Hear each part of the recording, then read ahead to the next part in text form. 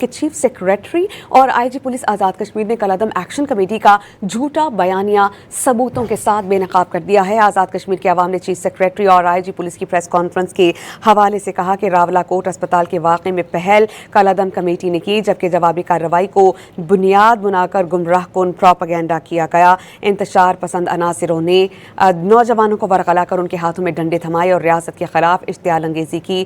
الحاق پاکستان کے خلاف کسی بھی مطالبے یا بیانیوں کو ریڈ لائن قرار دینا بالکل درست موقف ہے کہ چیف سیکریٹری اور آئی جی پولیس آزاد کشمیر نے کالعدم ایکشن کمیٹی کا جھوٹا بیانیہ ثبوتوں کے ساتھ بے نقاب کر دیا ہے۔ آزاد کشمیر کے عوام نے چیف سیکریٹری اور آئی جی پولیس کی پریس کانفرنس کے حوالے سے کہا کہ راولہ کوٹ اسپتال کے واقعے میں پہل کالعدم کمیٹی نے کی، جبکہ جوابی کارروائی کو بنیاد بنا کر گمراہ کن پروپیگنڈا کیا گیا۔ انتشار پسند عناصروں نے نوجوانوں کو ورغلا کر ان کے ہاتھوں میں ڈنڈے تھمائے اور ریاست کے خلاف اشتعال انگیزی کی۔ الحاق پاکستان کے خلاف کسی بھی مطالبے یا بیانیوں کو ریڈ لائن قرار دینا بالکل درست موقف ہے۔